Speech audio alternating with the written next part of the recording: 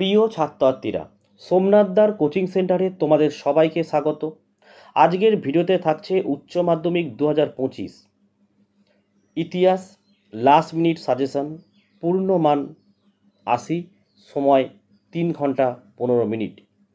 বিভাগ ক, প্রথম অধ্যায় অতীত স্মরণ।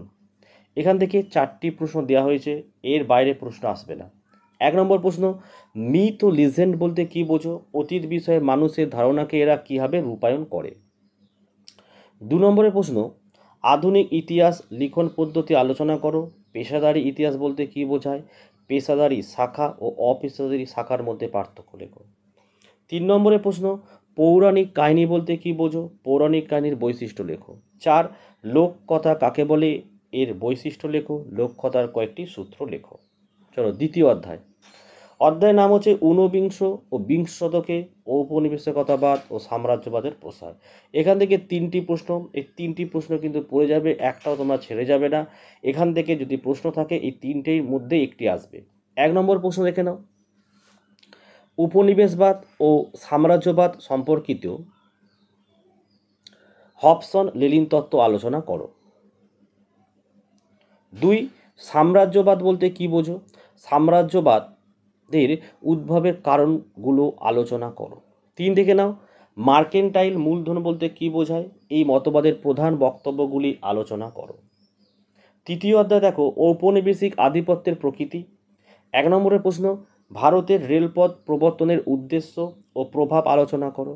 2, ব্রিটিশ ইস্ট ইন্ডিয়া কোম্পানির আমলে ভারতের ভূমি রাজস্ব ব্যবস্থার পরিচয় দাও। 3, চীনের ওপর আরোপিত বিভিন্ন অসম চুক্তিগুলি আলোচনা করো।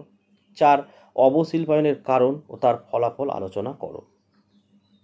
4 নম্বর অধ্যায়। তো এখান থেকে আমরা 5টা প্রশ্ন দিয়েছি। 1, চীনের চৌঠা মে আন্দোলনের কারণ ও ফলাফল আলোচনা করো। 2, ভারতের শিক্ষা ও সমাজ সংস্কার রূপে রাজা রামমোহন রায়ের অবদান লেখো। 3, ব্রিটিশ শাসনকালে আদিবাসী ও দলিত সম্প্রদায়ের আন্দোলনের বিবরণ দাও। 4, আলিগড় আন্দোলনের একটি সংক্ষিপ্ত বিবরণ দাও। 5, বাংলার নবজাগরণের প্রকৃতি ও সীমাবদ্ধতা আলোচনা করো। চলো বিভাগ খ, পঞ্চম অধ্যায় ঔপনিবেশিক ভারতের শাসন। অধ্যায়টি একটু বড় রয়েছে, তো এখান থেকে 6টি প্রশ্ন পড়তে হবে। 1, জালিয়ানওয়ালাবাগের হত্যাকাণ্ডের প্রেক্ষাপট ও গুরুত্ব আলোচনা করো। 2, লখনৌ চুক্তির শর্তাবলী উল্লেখ করো, এই চুক্তির গুরুত্ব আলোচনা করো। 3, মিরার ষড়যন্ত্র মামলার প্রেক্ষাপট আলোচনা করো, এই মামলাটির পরিণতি কী হয়েছিল লেখো। 4, রাওলাট আইনের উদ্দেশ্য কী ছিল? গান্ধীজি কেন এই আইনের বিরোধিতা করেছিল? 5, 1909 খ্রিস্টাব্দের লর্ড মিন্টো সংস্কার আইনের বৈশিষ্ট্য ও গুরুত্ব আলোচনা করো। 5 হলো 6 হচ্ছে মাউন্টব্যাটেন পরিকল্পনা আলোচনা করো, এক্ষেত্রে ভারতীয়দের প্রতিক্রিয়া কী ছিল? প্রতিক্রিয়া কী ছিল? 6ষ্ঠ অধ্যায়। 1, দেখো, হোচিমিনের নেতৃত্বে ভিয়েতনামের মুক্তিযুদ্ধের একটি সংক্ষিপ্ত বিবরণ দাও।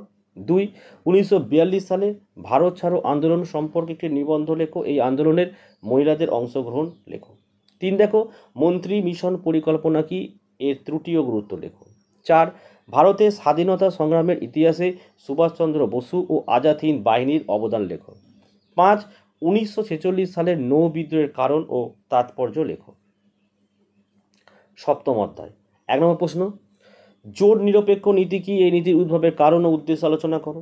2, দেখো, ট্রুম্যান নীতি ও মার্শাল পরিকল্পনা আলোচনা করো।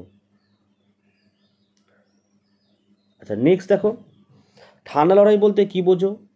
ঠান্ডা লড়াইয়ের তাত্ত্বিক ব্যাখ্যা করো। 4, সুয়েজ সংকটের সংক্ষিপ্ত পরিচয় দাও। আর 5, দেখো, কোরিয়া যুদ্ধের কারণ ও ফলাফল আলোচনা করো। 8ম অধ্যায় হচ্ছে উপনিবেশীকরণ। 1, স্বাধীন ভারতের প্রথম 3টি পঞ্চবার্ষিকী পরিকল্পনার লক্ষ্য গুরুত্ব আলোচনা করো। 2, বাংলাদেশের মুক্তিযুদ্ধের সংক্ষিপ্ত বর্ণনা দাও, এই যুদ্ধে ভারতের ভূমিকা কী ছিল। 3, উপনিবেশীকরণ বলতে কী বোঝায়, এর সামাজিক, রাজনৈতিক ও অর্থনৈতিক তাৎপর্য ব্যাখ্যা করো। ঠিক আছে, এই যে সাজেশান তুলে ধরা হলো, এর বাইরে কোনো প্রশ্ন পরীক্ষা আসতে পারে না।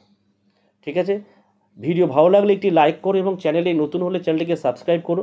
পাশে থাকা বেল আইকন প্রেস করে অল নোটিফিকেশনটাকে অন করো, যাতে আমি যখনই কোনো ভিডিও আপলোড করব সবার প্রথম যেন তোমাদের কাছে পৌঁছে যায়। তো আজকের ভিডিও আমি এখানে শেষ করলাম। তোমরা প্রত্যেকে ভালো থেকো এবং সুস্থ থেকো।